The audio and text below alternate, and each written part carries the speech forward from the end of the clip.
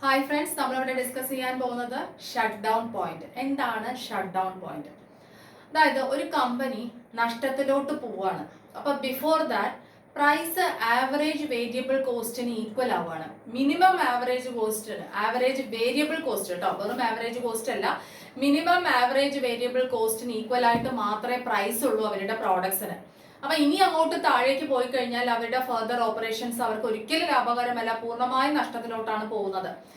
അപ്പൊ അങ്ങനെയുള്ള ഒരു ലെവൽ എത്തിക്കഴിഞ്ഞാൽ, കാരണം പ്രൈസ് അവർക്ക് കുറയ്ക്കേണ്ടി വരികയാണ്, കാരണം അവർക്ക് പ്രോഡക്ട്സ് വിൽക്കുന്നില്ല, അങ്ങനെയുള്ള പ്രോബ്ലം വരുമ്പോൾ അവർ കുറച്ച് വരികയാണ്.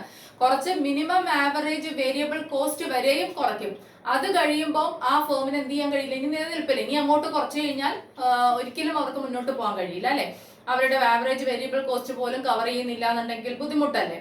അപ്പം ആ ഒരു ലെവൽ എത്തിക്കഴിഞ്ഞാൽ ഫേംസ് അല്ലെങ്കിൽ ആ ഒരു കമ്പനി അടച്ചു പൂട്ടേണ്ട അവസ്ഥയായി, ഷട്ട് ഡൗൺ ചെയ്യേണ്ട അവസ്ഥയായി, ഒന്നോ ടെമ്പററി ആയിട്ട് അല്ലെങ്കിൽ പെർമനന്റ് ആയിട്ട്. ഓക്കെ, അപ്പൊ ആ ഒരു point, price minimum average variable കോസ്റ്റിന് ഈക്വൽ ആവുന്ന പോയിന്റ് ആണ് ഷട്ട് ഡൗൺ പോയിന്റ് എന്ന് പറയുന്നത്. ഓക്കെ, ഇനി ഓരോ പോയിന്റ്സും അതിൽ നോക്കാം. ക്വസ്റ്റ്യൻസ് ഒരുപാട് ഇതുമായിട്ട് റിലേറ്റ് ചെയ്തിട്ടുള്ള വരാറുണ്ട്, പല രീതിയിലും ചോദിക്കും. അപ്പൊ നന്നായിട്ട് ഇതിനെ കുറിച്ച് മനസ്സിലാക്കി വെച്ചാൽ പിന്നെ നമുക്ക് പേടിക്കണ്ട. നോക്കിക്കോളൂ, price is greater than or equal to average variable cost. Price average variable കോസ്റ്റിനേക്കാളും ഇച്ചിരി മുകളിലോ അതല്ലെങ്കിൽ ഈക്വൽ ആയിട്ടോ ഇരിക്കുകയാണെങ്കിൽ അതിന് നമുക്ക് ഷട്ട് ഡൗൺ പോയിന്റ് ആണ്. ഇവിടെ വരെ എത്തിക്കഴിഞ്ഞാൽ ഷട്ട് ഡൗൺ പോയിന്റ് തന്നെയാണ് കേട്ടോ. അല്ലെങ്കിൽ A R is equal to A B C. Price എന്തിന് ഈക്വൽ? എ ആർ പറഞ്ഞ പ്രൈസ് തന്നെയാണ് അല്ലെ. A R average revenue average variable കോസ്റ്റിന് ഈക്വൽ ആവുക, അതും ഷട്ട് ഡൗൺ പോയിന്റ് ആണ്. എല്ലാം ഓർമ്മ വയ്ക്കുക, എക്സാമിന് ഏതാ വരിക നമുക്കറിയില്ല. ഇത് ഓർമ്മ വെക്കുക, A R is equal to A B C. അല്ലെങ്കിൽ price is equal to minimum average variable cost.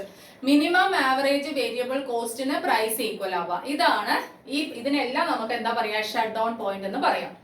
A level of operations at which a company experiences no benefit for continuing operations and decides to shut down temporarily or permanently. നോക്കൂ, ഒരു level of operations ആണ് ഒരു company experience ചെയ്യുന്നത്. No benefit, ഒരു ബെനിഫിറ്റും ഇല്ല ഇനി continue ചെയ്യുകയാണെങ്കിൽ. ഇനി ഫർദർ ഓപ്പറേഷൻസ് കണ്ടിന്യൂ ചെയ്താൽ ആ കമ്പനിക്ക് ബെനിഫിറ്റ് ഇല്ല എന്ന് പറയുന്നത്, ഉണ്ടാവില്ല എന്നുള്ള ഒരു സ്റ്റേജിലേക്ക് എത്തുകയാണ്. എന്നിട്ട് ആ company decides to shut down ചെയ്യാനായിട്ട് തീരുമാനിക്കുകയാണ്. അത് ഒന്നോ ടെമ്പററി ആയിരിക്കാം അല്ലെങ്കിൽ പെർമനന്റ് ആയിരിക്കാം അല്ലെ. അത് ഏത് സിറ്റുവേഷനിലാണ് തീരുമാനിക്കുക? ഒന്നോ price is greater than or average variable cost, A R is equal to A B C, അല്ലെങ്കിൽ price is equal to minimum average variable cost. ഈ ഒരു സിറ്റുവേഷനിൽ എത്തുന്ന സമയത്ത് എന്ത് ചെയ്യും? ഇനി ഫർദർ ഓപ്പറേഷൻസ് ചെയ്തിട്ട് കാര്യമില്ല എന്ന് പറഞ്ഞ് ആ ഒരു നിഗമനത്തിലെത്തി ഷട്ട് ഡൗൺ ചെയ്യാൻ തീരുമാനിക്കുന്നു. അതാണ് ഷട്ട് ഡൗൺ പോയിന്റ് എന്ന് പറയുന്നത്. റവന്യൂ എന്ന് പറയുന്നത് ആ സമയത്ത് just enough to cover T V C. ആ സമയത്ത് റവന്യൂ ജസ്റ്റ് ടോട്ടൽ വേരിയബിൾ കോസ്റ്റിനെ മാത്രം കവർ ചെയ്യാൻ പറ്റുന്ന റവന്യൂ ആയിരിക്കും അവർക്ക് കിട്ടുന്നത്. അതല്ലാതെ വേറെ റവന്യൂ ഇല്ല. Okay, just revenue is equal to just enough to cover total variable cost. അതും ഷട്ട് ഡൗൺ പോയിന്റ് ആണ് കേട്ടോ. വെറുതെ ഈ ടോട്ടൽ വേരിയബിൾ കോസ്റ്റിനെ മാത്രം കവർ ചെയ്യാൻ കഴിയുന്ന റവന്യൂ, തുച്ഛമായിട്ടുള്ള റവന്യൂ ആ കമ്പനിക്കുള്ളൂ.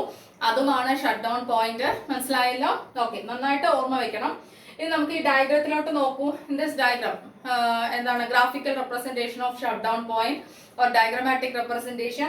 In this diagram, x-axis represents output and y-axis represents price.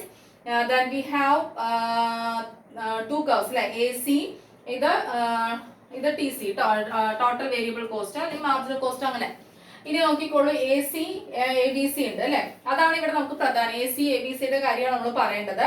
ഇവിടെ നോക്കിക്കോളൂ, ആദ്യം പ്രൈസ് P1 ആയിരുന്നു. അപ്പം അത് മിനിമം AC-യിലാണ് നിൽക്കുന്നത്. ഇത് കണ്ടോ, AC-യുടെ മിനിമം ആണ് നിൽക്കുന്നത്. ആ സമയത്ത് ഇത് MC എന്ത് ചെയ്യുന്നുണ്ട്, AC കട്ട് ചെയ്യുന്നുണ്ട്. ആ സമയത്ത് നോർമൽ പ്രോഫിറ്റ് കിട്ടുന്ന ഒരു പ്രൈസ് ആണ് ഈ P1 എന്ന് പറയുന്ന പ്രൈസ്. ഇനി ഫേമിന് പ്രോബ്ലം വന്നു എന്ന് വെച്ചാൽ സാധനങ്ങൾക്ക് ഡിമാൻഡ് ഇല്ല. അപ്പൊ അവർ എന്ത് ചെയ്തു? പ്രൈസ് കുറച്ച് വരികയാണ്. P1 നിന്ന് ഇങ്ങനെ പതുക്കെ കുറയ്ക്കും. അപ്പം ഈ ആവറേജ് വേരിയബിൾ കോസ്റ്റ് ഇവിടെ കിടക്കുന്നത് മിനിമം അല്ലെ, അതിനേക്കാളും തൊട്ട് മുകളിലൊക്കെ പ്രൈസ് ഫിക്സ് ചെയ്യും. അതെല്ലാവർക്കും നഷ്ടം തന്നെയാണ് വരുന്നത്. കാരണം ഈ ആവറേജ് ഇവിടെ നിന്ന് ഇങ്ങോട്ടേക്ക് വരുന്തോറും അവർക്ക് ഇനി പ്രൈസ് ഈ P1 നിന്നും താഴോട്ട് ഇങ്ങനെ വരുന്തോറും എന്താ ചെയ്യുന്നത്? നഷ്ടമാണ് വരുന്നത്. അവസാനം എത്തിയിട്ട് അപ്പം അങ്ങനെ വരുമ്പോൾ അതാണ് ഈ point, price is greater than or equal to average variable cost ആണ്. അത് കഴിഞ്ഞ് എത്തിയിട്ട് അവസാനം എവിടെ എത്തുകയാണ്? Price equal to minimum average variable cost. ഇത് ആവറേജ് വേരിയബിൾ കോസ്റ്റ്, അതിന്റെ മിനിമത്തിലോട്ട് എത്തുകയാണ്. ഓക്കെ, ആ പി എന്ന് പറയുന്ന പ്രൈസ് അവിടെ എത്തിക്കഴിഞ്ഞാൽ ഇനി അവരെന്ത് ചെയ്യില്ല, ഫെർദർ ഓപ്പറേഷൻസ് നടത്തില്ല. ഇതാണ് ഏറ്റവും അവർക്ക് കുറയ്ക്കാൻ പറ്റിയ ഏറ്റവും ലോ പോയിന്റ്. അതാണ്. അവിടെ നിന്ന് ഇനിയും അഗൈൻ താഴെ വന്നു കഴിഞ്ഞാൽ അവർക്ക് എന്തായിരിക്കും സംഭവിക്കുക? ഒന്നും അല്ലേ, നഷ്ടത്തിന് അങ്ങേയറ്റം നെഗറ്റീവിലോട്ട് പോകും. ശരിയല്ലേ? അപ്പം അവര് എന്ത് ചെയ്യാന്ന് decide to shut down temporary or permanent. ചിലവർ പെർമനന്റ് ആയിട്ടും വിചാരിക്കും, ചിലർ ടെമ്പററി ആയിട്ടും വിചാരിക്കും. ഇതാണ് ഷട്ട് ഡൗൺ പോയിന്റ്. ഇതാണ് നമ്മുടെ പോയിന്റ് ഓഫ് ഷട്ട് ഡൗൺ എന്ന് പറയുന്നത്.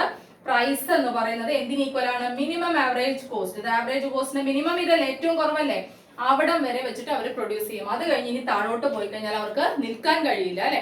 അപ്പൊ അതുകൊണ്ട് അവര് ഷട്ട് ഡൗൺ ചെയ്യാനായിട്ട് തീരുമാനിച്ചു. ഈ പോയിന്റിൽ നോർമൽ പ്രോഫിറ്റ് ആണ്. മനസ്സിലായല്ലോ? അപ്പം ഓരോ പോയിന്റും ഇത് റിപ്പീറ്റ് ചെയ്ത് കേൾക്കുക, വെരി ഇമ്പോർട്ടന്റ്. ഓക്കെ, അപ്പൊ വീണ്ടും അടുത്ത ക്ലാസ്സിലൂടെ കാണാം. താങ്ക്